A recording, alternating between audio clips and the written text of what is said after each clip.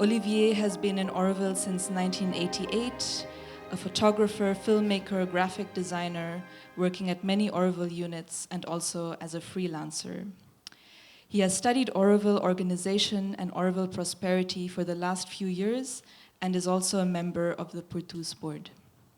I'm going to try to speak about economy and the galaxy. In fact, it was announced, I think, as the economy and the city, but I thought it was more relevant to speak about the galaxy because this is the city which we are talking about, and I will say later on why. So when David asked me if I wanted to join the Dreamweavers to present the economy and the galaxy, I was a bit hesitant because it was very short notice. And I'm not sure that at that time if I could make a link between economy and how we could develop a city and the galaxy in particular. So I had a very little time. I took the previous presentation that we did about prosperity last year, and with Anne, we tried to condense as much as possible. So the idea is mostly to present what was Shreomino and the mother's vision about economy, and to see how a particular economy can influence the development of a city or vice versa. So I will start with a few quotes, which are, I think, very relevant to the work we are doing here. And this is a quote from the Human Cycle, where Shreomino says, "The aims of its economics would be not to create a huge engine of production, whether of competitive or the cooperative kind, but to give to men, not only to some, but to all men, each in his highest possible measure, the joy of work, according to their own nature, and free leisure to go inwardly, as well as a simply rich and beautiful life for all."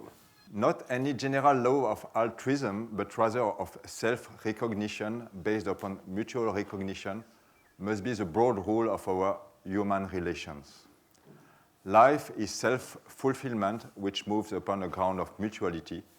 It involves a mutual use of one by the other, in the end of all by all, ideally done by a higher law of our being, which shall discover a means of reconciliation, free reciprocity, and unity. And finally, it is the unity of all in the solidarity of a common manifestation that will allow the creation of the new and divine world upon the earth. Each will bring its part, but no part will be complete except as a power in the solidarity of the whole. So we have put these quotes at the beginning because we felt that there was a relation between this vision and the galaxy.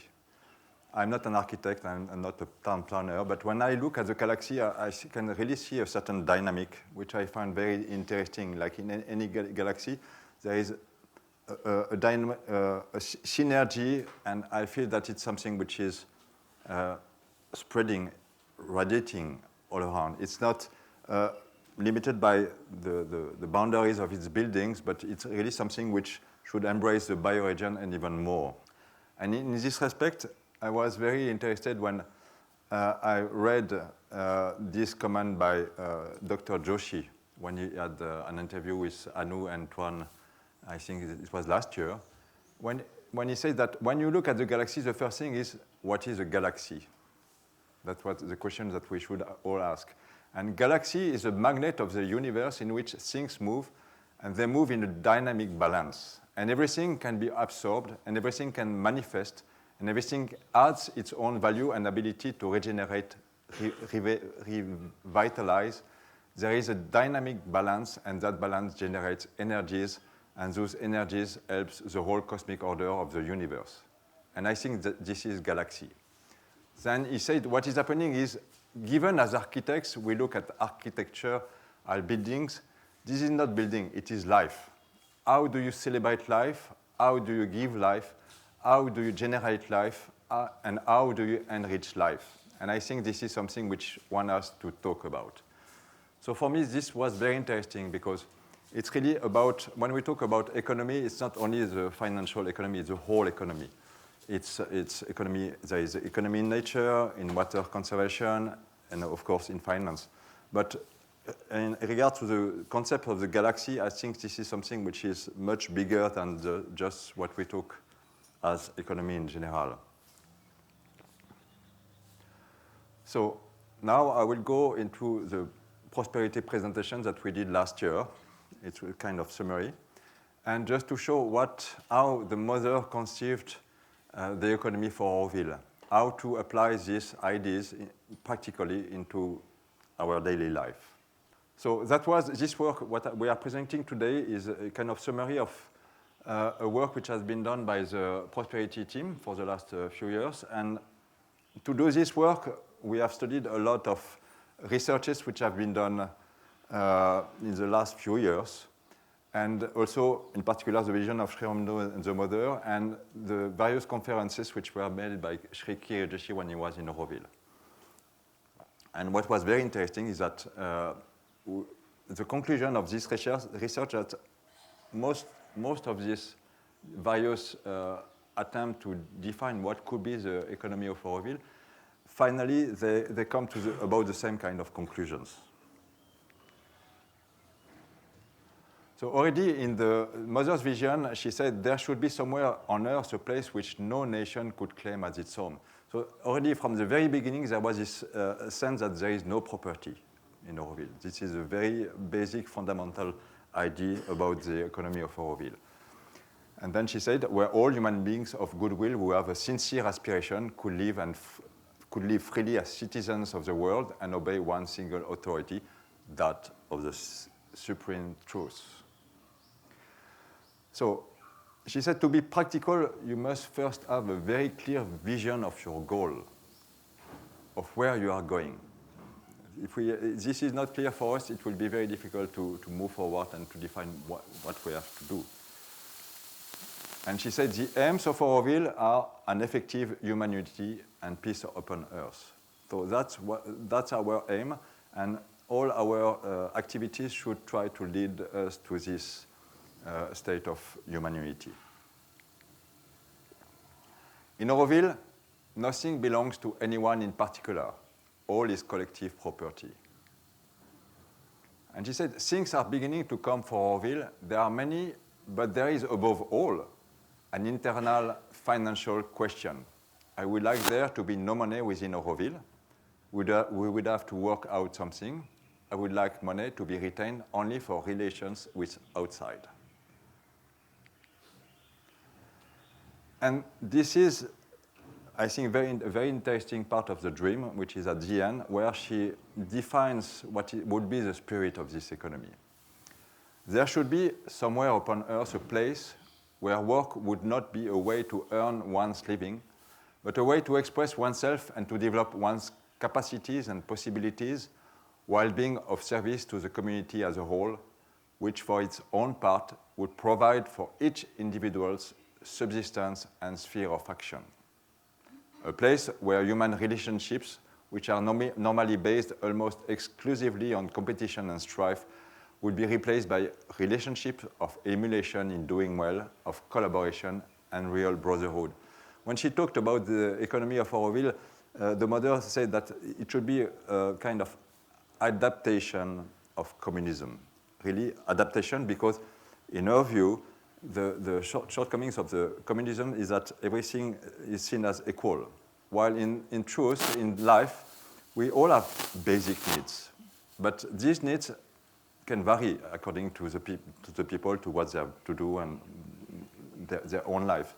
So the idea would be to find a system where all these basic needs are met, but really according to the particular need of each individual, which is a very difficult thing, because how to define what are our particular needs? I'm talking about needs, not desire, really what we need to live and to do the work we have to do here. So realizing the mother's vision about. So in the light of what we have just read and which express the essence of the mother's vision,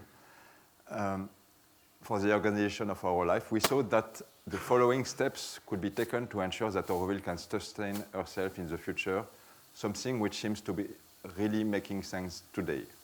So that's the various steps that we have imagined what could be done in order to achieve or to realize a different kind of economy. So the first thing would be the creation of Auroville prosperity to provide all the bodily needs in kind. Secondly, unification of all our distribution centers and purchasing services under Portus. 3, development and creation of farms in order to become self-supporting. And we'll see later on why it's important. 4, development and creation of units in order to produce as much as possible our basic needs. Development of the free store. 6, reduction of the use of money and creation of a new system of exchange or prosperity coupons. 7, creation of a network of outside producers, consumers to locate what we need but cannot produce here. 8, shift in our organization to create a circular economy. And finally, creation of a unity council and organization of the active residence assembly. I don't know if we will talk about this because it goes beyond economy, but that was part of the former presentation. So we'll go through this point one by one. Auroville prosperity. What is Auroville prosperity? I think many, probably all of us, we have heard about Auroville prosperity, but we don't really know what it is about. So Auroville prosperity was a name that the mother gave in 1968, so from the very beginning, for the service dedicated to provide in kind the essential bodily items needed to live simply, decently, and beautifully in Auroville. It lasted 4 years and was the main channel of our economy. Now, just a comment about this. Why did it stop? In fact, it stopped when the struggle with the Schröder Society started, because it was the Schröder Society which was providing the funds for Auroville prosperity. So when this struggle started, they just cut the funds, and then suddenly there was no money anymore in Auroville, and we had to deal with very little. So then slowly, we had to go through different kind of phases in our economy, and finally what was introduced, I think it was in the 80s, or even late 82, was a system of maintenance, which is for some people a kind of salary, but it was, we were already drifting into not a moneyless economy, but to a full money economy. I don't know how to call it, but that was really a drifting away from what the mother had envisioned. And I don't want to blame anybody, but at that time it was really difficult because there was no money. So then that's how the maintenance came into the picture. But what is very, very interesting is that from the beginning, there was among Aurovillians a kind of resistance to go for this, and many experiences like seed, common accounts have been created, and PTDC and other systems. And I think today we are coming back to this idea of Auroville prosperity in order to find an economy where we would not have any circulation within Auroville. Everything could be distributed in kind. So at that time, to be part of the Auroville prosperity, one had to work for Auroville and to contribute or to contribute in kind or cash.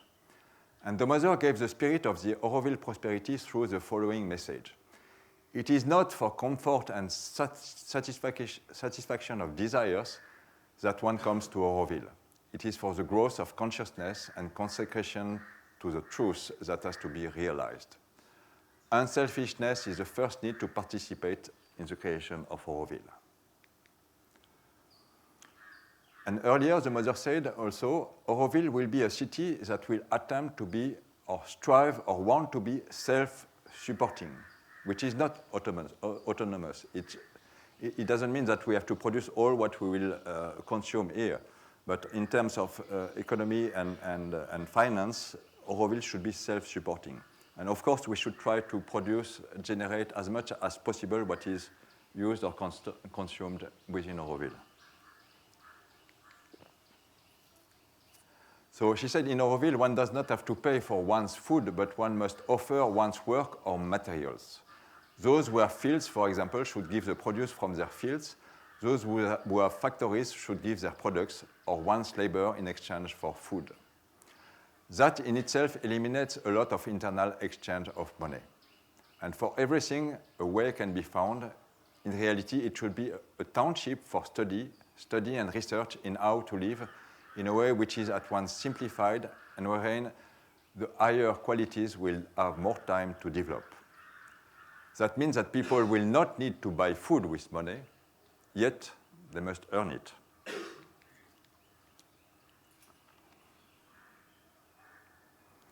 And in this economy, everyone should work at least 5 hours every day, including Sundays.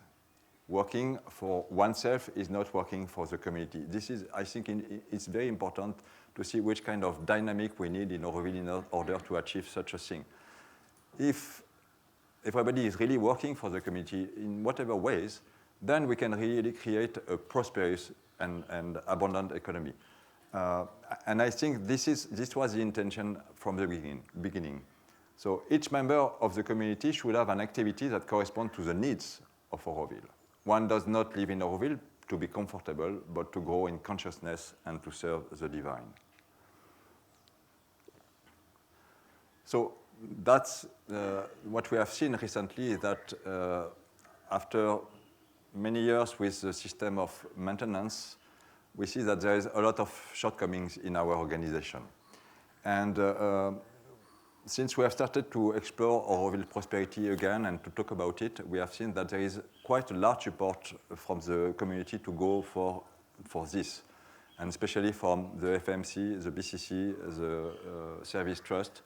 There are more and more people who are understanding that there would be a need to go for this because it would really create a very different kind of economy where people could feel safe in a way if by giving themselves to the project of Auroville, to Auroville in exchange will take care of what they need.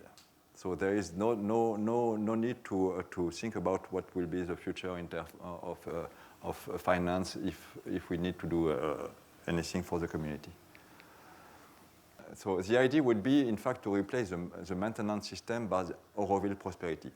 What does it mean in reality? It would mean that instead of receiving cash that you use to get a certain number of services, you will get these services for free. And these services, to start with, would cover the Portus items, what we get today in Portus, according to our needs, of course. Solar kitchen, or other meal schemes, healthcare, Nandini, water, electricity, gas, telephone, internet, mobility, house maintenance, eco-service, and prosperity coupons that we'll see later. And that would be the spirit of the game. I think this is important to see. There will be no personal property within Auroville, no circulation of money within Auroville. The aim will be to replace money with an in-kind organization, to build a relationship based on trust and mutual care, to bring about a spirit of real brotherhood, to live simply but decently and beautifully. Prosperity would be based on voluntary participation. That was the idea first. It would be to try to develop a scheme where people who are volunteers could join, and we could start an experiment with maybe a few hundreds to see how it works, to fine-tune the way it is organized, and eventually to go for the whole community. But there are different views about this. Some people say, maybe we should go for prosperity for everybody. Whoever works in Auroville should get prosperity, whatever work he does. And that could bring also a lot more flexibility, because today you get a maintenance because you do a certain job. So you have the tendency to do one job, one work, and to get the maintenance for this. And very often we see people doing some work or some job which are not really interesting for them, but just in order to get the maintenance. In this way, that would be different. Whatever you do, then you would get the Auroville prosperity, which means that you could have different activities. And that I feel personally that it could emulate this idea to work for the inner growth our inner growth, which is very important. We don't work, I mean, we work for the community, of course, as a service, but it's also in order to develop our consciousness.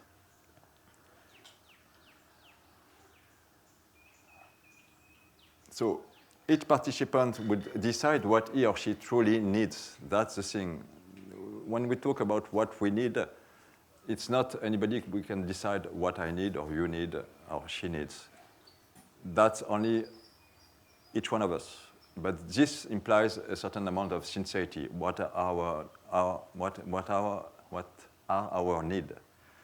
And the need is what I need to live, to offer my service to Auroville, to grow, to do whatever I need. It's not about desire. Based on conscious consumption and goods exchanges, it will be the commonwealth of all the participants and a familial way of dealing with each other. In the idea of prosperity, it's not that everybody will have some accounts and personal statements every month. No, we will have a common pot, common budget where everybody should use this, these facilities, these services according to its own needs and own sincerity. So unification of our distribution centers and purchasing services under Portus. So origins and aims of Portus. We all know Portus. We are all using Portus, but for the people who came later on, they don't really know how it was created. So it's important to come back to the roots of the story. And as you may recall, for those who were here, Portus was initiated in March 1972. So it was like prosperity right at the very beginning of Auroville. So Portus was initiated in March 1972 after receiving the mother's original encouragements. But everything started when Claire wrote her the following letter. Mother, if one day Auroville is to function fluently for need and demand without the internal exchange of money, perhaps the time has come to create that proper channel. We would begin in a temporary building and see how things evolve. And in an additional note given at the same time, she asked, Mother, if this is the work to do and money comes in for it, what should be the name of the bank account? So in those days, all new ideas were presented to the mother through Shyam Sundar. So this one also. And having read the proposal and follow-up note, Shyam Sundar remembered later on that he had never seen the mother so happy. And that she said excitedly while pointing her finger in a tapping motion, this is it, give me a paper and a pen, and then she wrote Portus for all. And it was like a kind of mantra, Portus and for all. It's so powerful, it means so many things that we can really see it as a mantra for our economy. And so this is how Portus opened on 28 February 1974 as a channel to facilitate a new kind of moneyless economy. This is very important. That was the original and the intention. So it's not functioning this way today, but the channel was created really to be a channel for a moneyless economy. And that, I believe, this is where we should come back. So the first service provided was only for food and basic supplies, and was organized in a joyous atmosphere. So I will not go through this, it's more technical, how we could achieve this, make a shift from the actual Portus to the ideal Portus, where there would be no circulation of money. But basically, what we would need is first to create a purchasing service for the whole of Auroville. We are having now different outlets which are purchasing separately, different kind of prices, different kind of margins, and in the end, it doesn't make sense at all. So the idea would be to have one purchasing services so we can accumulate all the purchasing, therefore reduce the price, and then distribute within Auroville with all the same codes and name for each item and the same price. Because now it's a complete mess. If you go to Earth, you have a certain code and a certain name for a certain item. You go to PTDC, it's another one, and you go to PTPS, it's again another one. So it's absolutely impossible to make any statistic, or it's really a big headache. And on top of this, of course, the margins vary a lot, and the cost price also. So the mission of this facility would be to provide, of course, the goods at the best price available and to choose items taking into account their quality, footprints on the environment, and their impact on health. This is very important because if you go to some outlets, you find some junk food which are very badly packed and with material which are not recyclable. So when we go to eco service and we find so many tons of Tetra Pak and plastics that I believe that it's not necessary to go for that.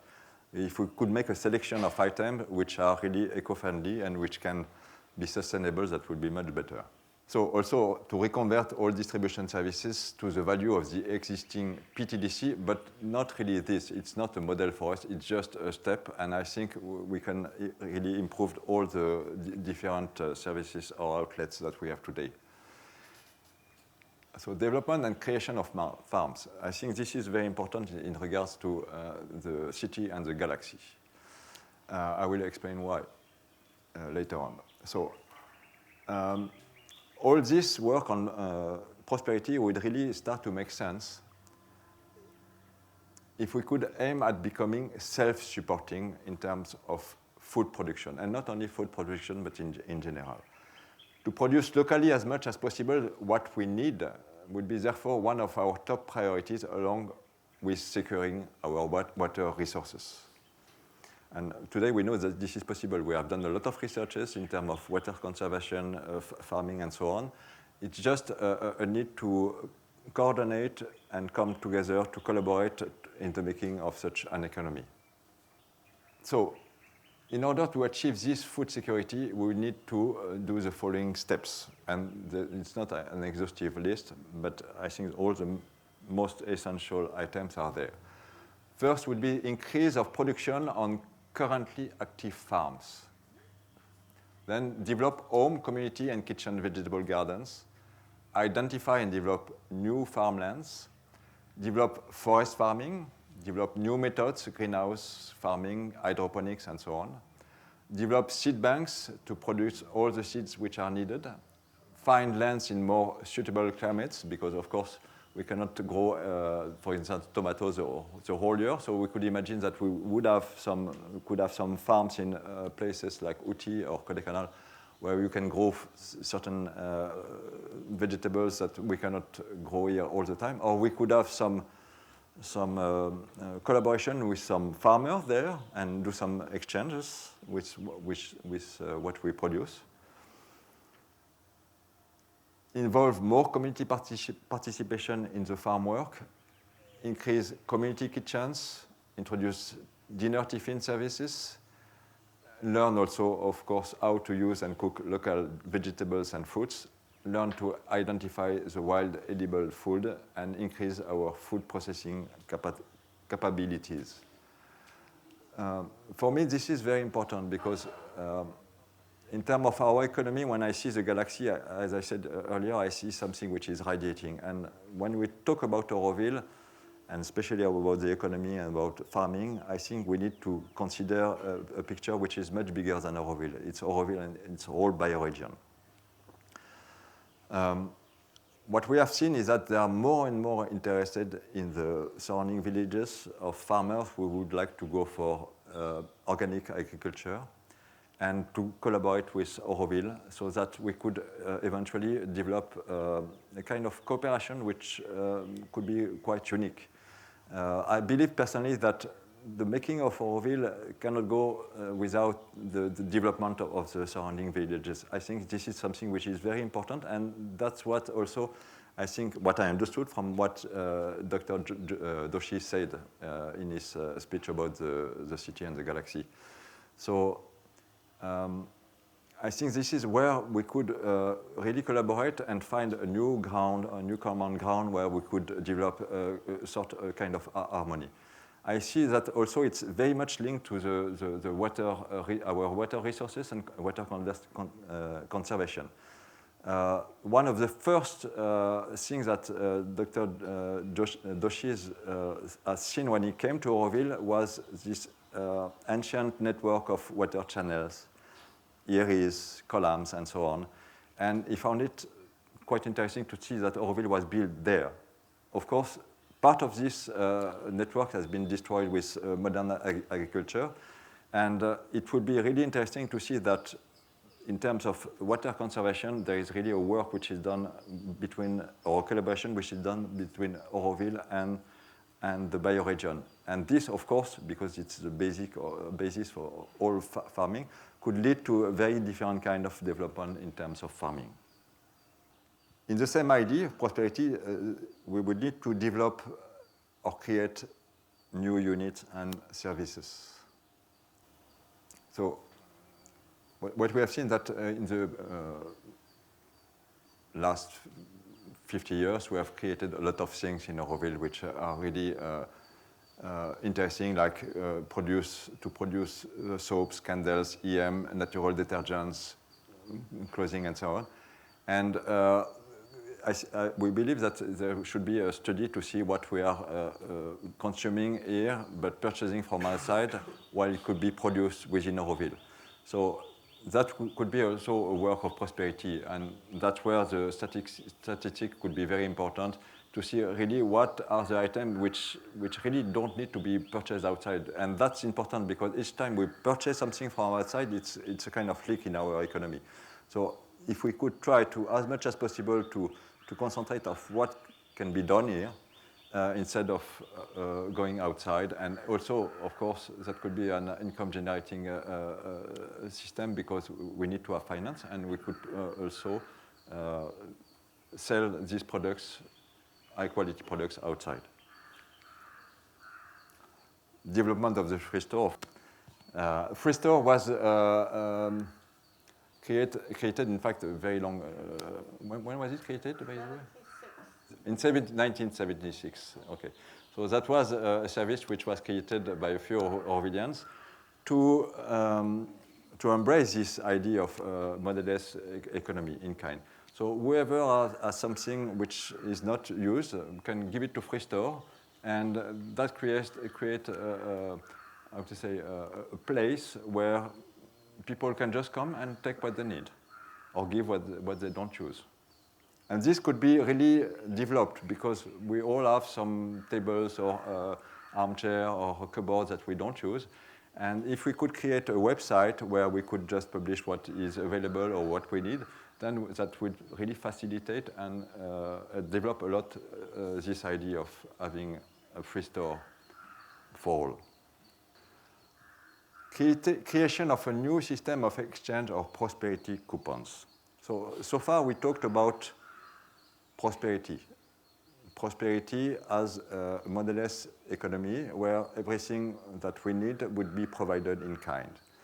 So that's something which is, I think, we would need to go beyond, because sometimes we need to address some needs which are not part of the prosperity scheme. For instance, if somebody wants to learn to play an instrument of music, guitar, for instance, he will need to purchase a guitar. He will need to get not to purchase, but at least to get this guitar. Then, maybe through a different system of coupons, could we extend this possibility to have access to items which are not, how to say, of daily use, I would say, which are exceptional. That is one idea that was presented to the mother. I think it's in the mother's agenda, where Satprem at one point spoke about the idea to have coupons. And she was very interested by this, and she said that we should try to find a way to create such coupons. And these coupons would be to give the small extras which give life variety and pleasantness beyond the Auroville prosperity scheme. So there are various ways to eventually to develop this. There are the different mutual credit system or others. We have to see. I will not go into this because that's not really the subject, but that could be interesting. So I think we can stop here because the basics are already outlined. And I would like to invite maybe David for a session of question and answer, because we need to see how a particular economy can have some impact on the design or the planning of a town or vice versa. And I think it's quite interesting because we talk about the Crown, and the Crown was, if I'm not mistaken, conceived to be a place where we would have services. If we consider that all these services mostly would be part of prosperity to develop an in-kind economy, then of course that will have an impact. The whole work with the bioregion also, regarding the water conservation, agriculture also could have an impact of how we see the development of the city. So I think that's it for today. I'm sorry, it was a bit unarticulated, but we had very little time to prepare this, so I just improvised as much as I could. So I think the reason I asked Olivier and the prosperity team to put this together, I've mentioned these examples in the last sort of week or so to different people, so apologies if you hear it for the second time. But the example I've been giving is, for instance, if we look at different economic systems and how they manifest different architecture in different urban spaces. I lived in Berlin for quite a while, and there's the Karl Marx Allee in Berlin, which was the sort of one of the communist regime's sort of main projects that they wanted to show off. And a lot of the elite lived in the buildings on either side. And it's a very, very wide boulevard with a lot of traffic. But it's basically designed so they can do military parades on the 1st of May, and most of the people can stand on the sides and wave flags.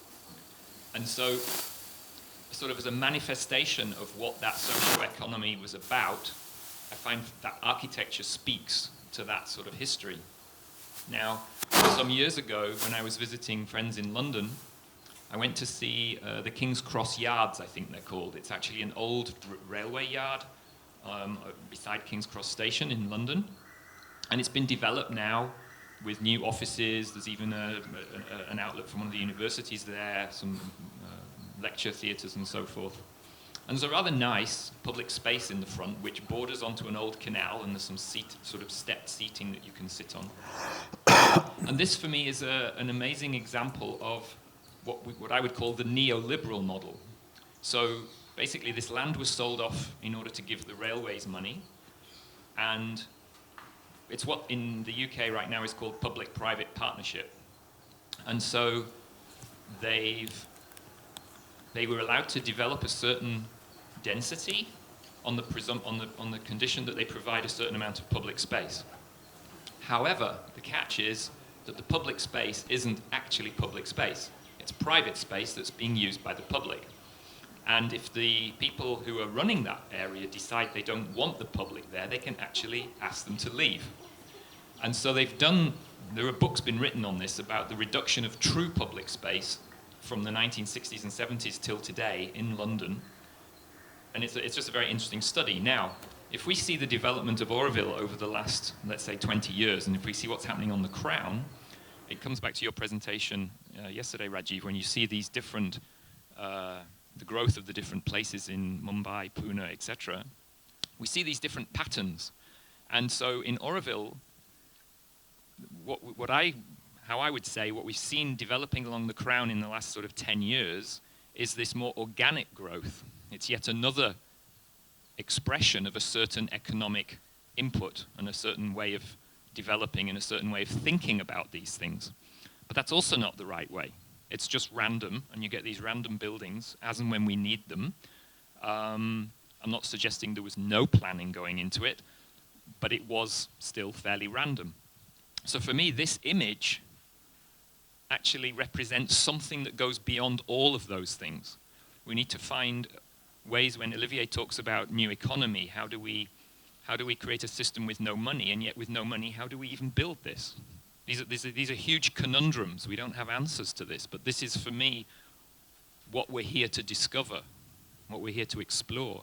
And so the spaces, if this is the crown, the spaces that are hinted at in here, these, what I call the choreography of spaces as we move around, what do those look like? What do those feel like? What does the crown as a space of coming together, either people living in the residential zone just coming in here to go to Portus, or crossing through the township and going to the, what I call the industrious zone, to work?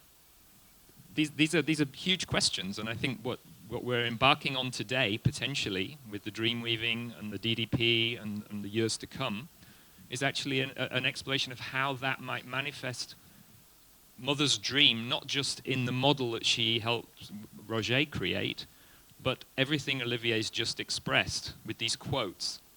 These things go together, you can't take them apart. And this, for me, is also one of the points of the integral yoga. It's not called integral for nothing. You know, we have to integrate all the different aspects of life. So anyway, I just wanted to give those examples to sort of help ground what we're talking about. Is it working? Yes. One thing that the mother said, that she was not very keen to see everybody cooking at home. She was much more in favor to develop kitchens, collective restaurants, and so on. So this would imply also a development of a different kind of social life, I would say, because and then of course where should it be in terms of mobility and so on? That is quite important. If there is every day at lunchtime or dinner time, everybody comes around the same places to share their meal, then it means that, I guess, that this should be properly well organized and at the proper place. So that's important. Another thing I didn't say, that the mother talked about, she said, my economy, but she said, I don't know how it will be organized. She just gave some glimpses at what she wanted to have, but she never said it should be like this or like that, apart from creating Auroville prosperity and Portus later on. But there was a big question mark, and this, I find this, how to say, she said a lot of things, giving the main direction, but she very often she didn't go into the details. She left us with the problem to be solved. And I think we find this in terms of education, town development, economy, and so on. We have the general direction, but we really need to find ways to materialize these things. And for me, what is always very important is this aspect of experimentation. We cannot mentalize the things too much and just say, oh, this is the solution, we have to go for that. We need to experiment, and we need to see how it's really working on the ground. Olivier, materially. can we open for questions now? Yes. Thank you, Olivier, for that very interesting presentation. We're looking at the crown altogether, so I feel that we need to really emphasize free public transport on the crown. And until now, we've not brought in public transport to Auroville, but how do you envisage that happening? That's more a question for David, but I know that there was some question about, for instance, to have a tramway or to have some other shuttle, electric shuttle, and so on. I cannot answer to this question. I think they will be answered by some people who have some knowledge about mobility, like Christo or others. I think Christo will talk tomorrow. And I don't know, maybe... Helmut gave a talk yesterday on mobility. Okay. But is your question therefore related more to how would we finance it? Or how? Yes, free public transport. I think his question is the economic background to that, not how would it work. Okay. City service? No, I don't know. That should be for all. I mean, if the principle is to give everything in kind, it includes also transport. It includes electricity. It should include basically everything that we need. I'll give you an example from Berlin, actually, because I think the public transport has to be free. Yeah. And in Berlin, when I was living there, they used to get these stickers that you put on the car. It was like a yearly tax sticker that you paid your tax. And at the time, they were trying to basically add a certain amount of money per person to that tax disc. So you had to pay a lot for your tax disc. But when you did that, the idea was you would get a free 1-year pass to the underground and the buses. So like you get a free pass for the public transport. But it was included in the price of your disc for your car. Now what that was aiming to do was if you're 6 blocks down the road and you want to go for lunch and your natural tendency is to jump in the car and drive there, but there's a bus on the same route, they wanted to make it that if you've got this pass in your pocket because you've got the car, you're more likely just to hop on the bus and go to lunch and come back. Whereas if you have to pay in each direction on the bus, you'll take the car. But then the car lobby nixed that one. That didn't happen.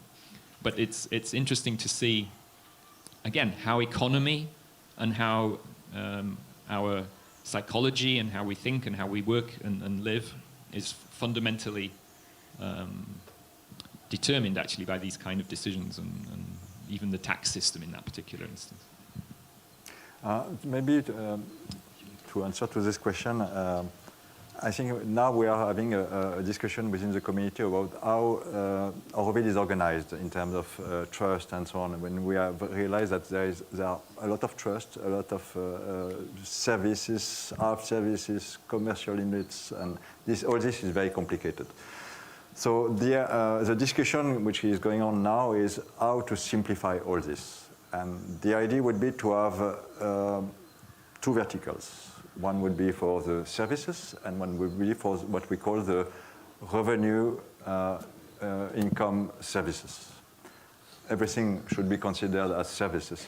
And then if we have this, of course, a system of free transport should go with this, whatever we call it, a trust or some organization to address all or to finance all the services, whether it's porteurs, gas service, transport service, and so on. So that is something which should, I think, be organized soon if we really want to go for a prosperity system. So how self-sufficient is Auroville in terms of food? Today?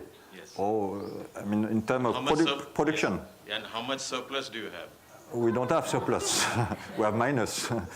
Minus. In fact, today I think we produce about 10 to 15% of what we consume, which is very little compared to what we could do. I personally believe that we could maybe not produce 100% because there are things which are seasonal and which come from outside, but at least 100% in terms of the mass, you know, and then that could be, part of it could be used to exchange with other farms like in Kodaikanal or elsewhere. That is the idea. But I personally believe that this can be achieved only if we have the collaboration I was talking about beforehand, about the production, agriculture production within Auroville and with the bioregion. That, I think, that could really tremendously boost our production in terms of farming. So we're really not touching upon the aspect of, we're talking about farms as outside the city. No, the farms are supposed to be within the green belt. The green belt was not supposed to be only forest, but forest and farms. Now we could have also some farms within the city, small, how would you call this, community farms, small things. But for most of the production, it should be within the green belt or the bioregion. Now, if we started looking at the city and we started looking at rooftops, we started looking at walls. Also, yes, and yes. we really started looking at very intense agriculture. Yes. Then, if we start talking about food, and we say this is a place where people collect for food, where you also produce food to a large extent. Yes. It is processed there, it's collected there, and served out there. Absolutely, yeah. So that's something that perhaps one should look at more. The agriculture is not only in the green belt, but it's in the city. Yes. And it's very much part of the building. Yeah, it's very true. And in fact, some people have already started this with hydroponic within Auroville. And that could be really very interesting to have, to plan this, when we plan the city, to have these rooftop gardens. And I think even Roger Anger talked about the possibility to have what we call suspended gardens and so on. So that's the green should be also within the city. It should be integrated there.